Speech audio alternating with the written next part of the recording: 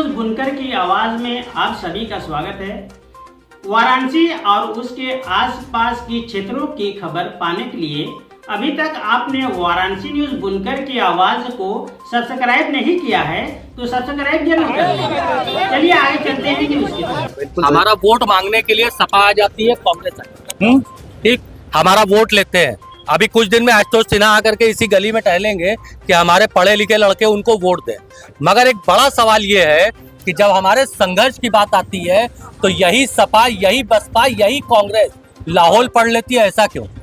देखिए, एक चीज हम आपको बता दें, दाल मंडी हो या नई सड़क हो, यहाँ के व्यापारी, यहाँ के लोग अपने में खुद एक ताकत रखते हैं। और इस समय सुनिए, हम लोग किसी को इस समय न्योता नहीं दे रहे कि आप नेता आ जाए, आप नेता आ जाए, आप मेरी लड़ाई लड़ो। वोट लेने के लिए न्योता देते हैं क्या हम? सबसे बड़ी बात वोट दे रहे हैं, वो अपनी जगह बात है। अभी यहाँ मजबूती से हम लोग खुद खड़े हैं, अपनी लड़ाई हम लोग संविधान की तरह से लड़ लें। अब मकान टूटना चालू हो गया, कहाँ मजबूती? अच्छा ये बताइए, टूटना चालू हो गया, एक के अलावा दूसरा बता दीजिए आप।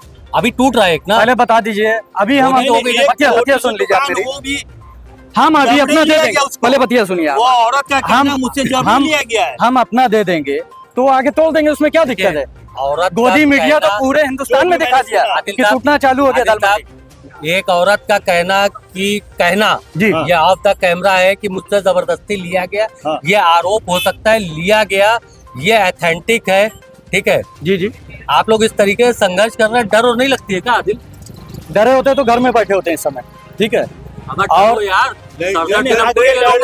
मुझे अगर डर देखिए, अच्छा ये अपने परिवार को बचाना है। अच्छा ये बताइए, छोटे से मामले में अभी व्यापारी हम लोग आइलम मोहम्मद हमने किया, हमको जेल भेजा गया, पूरा बनारस जान रहा है। क्या ये आइलम मोहम्मद कहना या आइलम महादेव, सुनिए आपकी आवाज उठा रहे थे, आइलम महादेव कहना या आइलम कोई भी जान रहा है कि हम खुद ही जेल चले गए, ये गलत है ना। ये चीज आप उठाइए, मैं आपसे कहना चाह रहा हूँ। अच्छा आप मत डरिए, आपका संघर्ष हमको तो डर नहीं लगा। आज कई दिनों बाद आपको देखा तो अच्छा लगा, और यही बात हम आपसे कहना चाहेंगे, आप भी मत डरिए और न डरवाइए।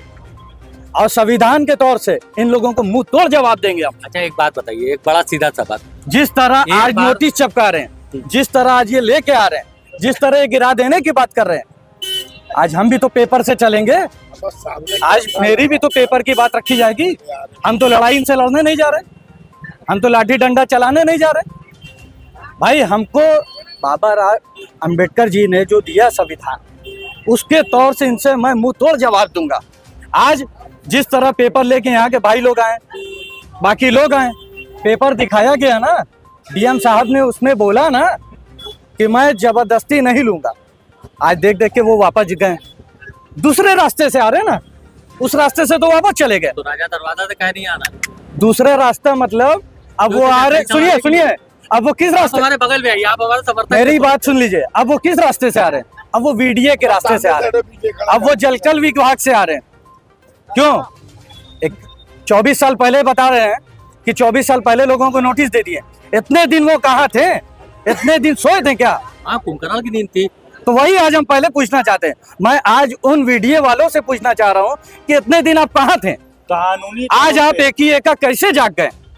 आज आप कह रहे हैं कि 24 साल पहले हमने, सुन लीजिए, 24 साल पहले हमने नोटिस दिया, आप गिरा देंगे? अभी आप किनारे करिए, एक सवाल है, मोटर बजाती हुई करके यहाँ से जीप गुजरती है एक गली के अंदर, और इसी गली के ठीक बगल में राजा दरवाजा है, ठीक, राजा दरवाजा में जीप नहीं जाती है। इंद्रेश जी का कहना है कि अतिक्रमण यही इलाके में, विकास की गंगा यही जहाँ रुकी, आप लोग जबरदस्ती विकास की गंगा रोके हुए हैं, राजा दरवाजा से विकास बह करके निकल चुका है।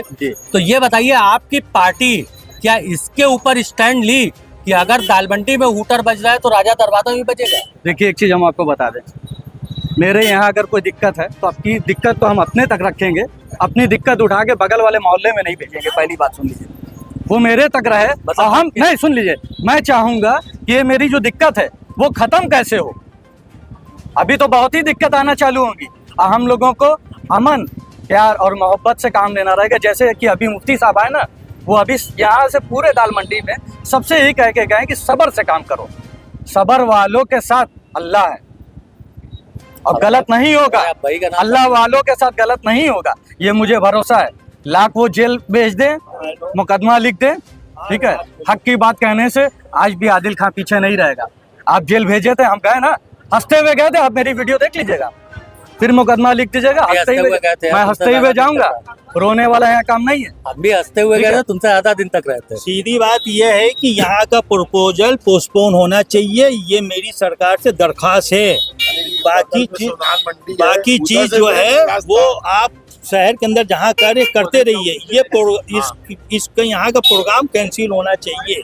अच्छा, एक सवाल था बड़ा सा जेन्युइन था, आप इस इधर आ जाइए, जवाब दे दीजिएगा। सवाल ये था कि अचानक वाराणसी विकास प्राधिकरण ये कहता है मकानों को नोटिस की नक्शा नहीं पास है। गोदी मीडिया अचानक उछल पड़ती है कि कुंभकर्णी नींद से ज्यादा जागा वाराणसी विकास प्राधिकरण। एक बड़ा सवाल हमारे दिमाग में, छोटा सा दिमाग है असल में, कभी कभार घूम के सवाल आ जाता है, उलझ जाता है। एक बड़ा सवाल आया कि वाराणसी विकास प्राधिकरण के नियमावली समय समय पे चेंज होती गई। आज से 2 साल 3 साल पहले तक ये हुआ करता था कि 1000 स्क्वायर फीट पे अगर आपकी जगह 1000 से कम स्क्वायर फीट की जगह है तो नक्शा पास करवाने की अनुमति, नक्शा पास करवाने की जरूरत नहीं। वो आज भी फिर वो चीज बदली, नहीं बदली, समय समय से बदलता रहता है। 1000 से कम का नक्शा पास नहीं होता है। तो क्या आपकी नुमाइंदगी में, आपकी मतलब मैं दालमंडी क्षेत्र, नई सड़क क्षेत्र की बात करता हूँ, हाँ, कोई इस चीज के लिए दरवाजा अदालत का खटखटाएगा? बिल्कुल खटखटाएगा, और इस यहाँ के प्रपोजल को कैंसिल कराने के लिए मैं हाईकोर्ट जाऊंगा।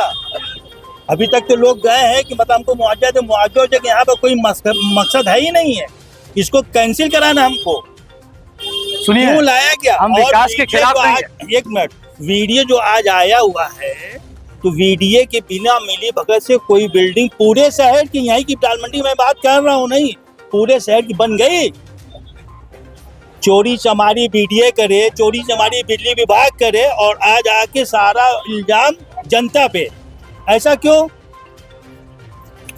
अभी 3-4 दिन पहले आया बिजली विभाग, पूरी लाइन काट दिया उसने, कहा कि बहुत पुराना बकाया। हम कहा है किस समय का बकाया? कह रहे 20-25 हम तब तक सोए थे।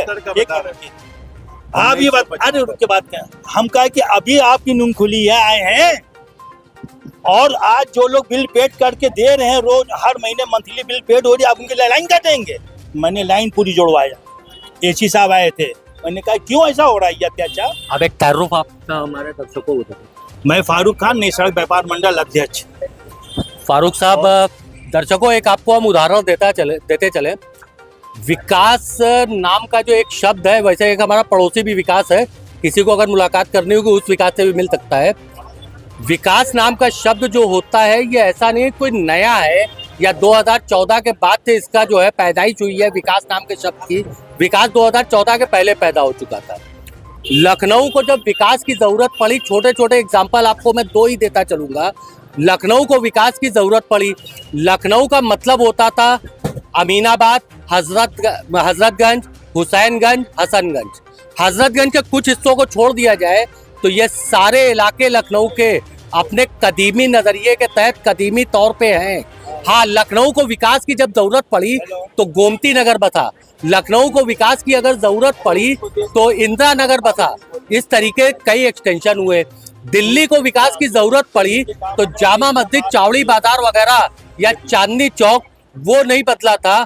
हाँ, एनसीआर बस गया था। ये हमारे तरफ से एक सिर्फ नजरिया है। वैसे समझदार लोग तो नेता नगरी में बहुत से हैं, बड़े बड़े नेता हैं, बड़े बड़े समझदार लोग हैं। हम लोग तो छोटा मोटा अपना नजरिया रख देते हैं कि विकास और विनाश 2 अलग अलग है।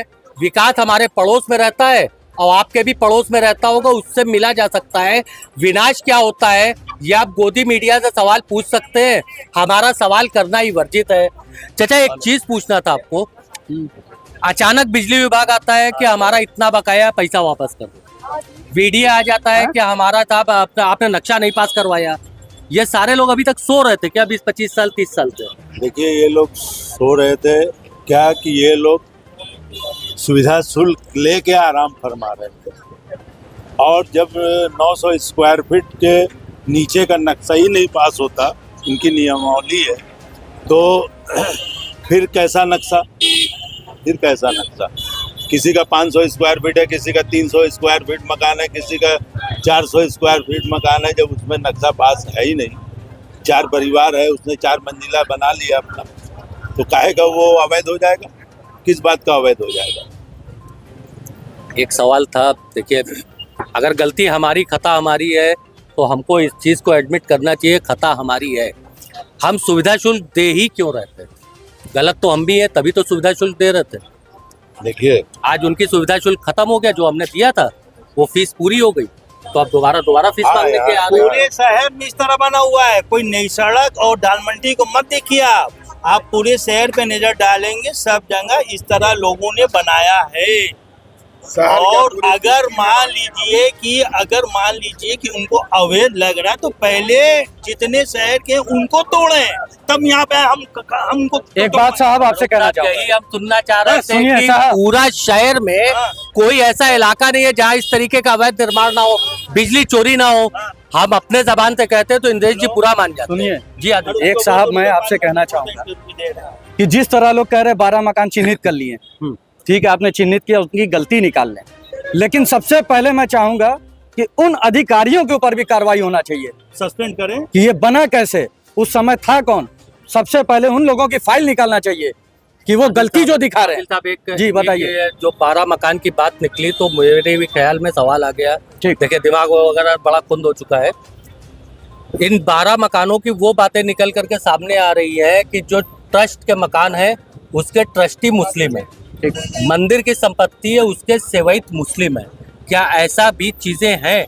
एक नाम निकल करके इसमें सामने आया, मोइनुद्दीन, जो मंदिर की संपत्ति में सेवैत है। ठीक, निजाम, ठीक है। निजामुद्दीन। उनके बारे में जो हमें जहां तक जानकारी है कि कोर्ट ने उनको बनाया है, तो कोर्ट कुछ तो सोच के बनाई होगी। तो सवाल एक चीज है, देखिए जानकारी ऐसी आ रही है हम लोगों के सामने। आदिल साहब देखिए, अगर हमारा जो होता है ना कि शीशे की खता होगी तो पत्थर न लिखूंगा, जानकारी जो निकल के आ रही है, कल्लू कह रहे हैं मल्लू से, मल्लू कह रहे हैं चुन्नू से, चुन्नू हमसे कह रहे हैं। और आप आखिर निजाम, और आप जाके कोर्ट से पूछ लीजिए कि वो बने कैसे। आखिर निजाम कैमरे के सामने क्यों नहीं आ रहे हैं? एक बड़ा सवाल है। मैंने भी निजाम से संपर्क करने की कोशिश किया, वो कैमरे के सामने नहीं आके कहने, ना ही कोई दस्तावेज उपलब्ध करा रहे हैं।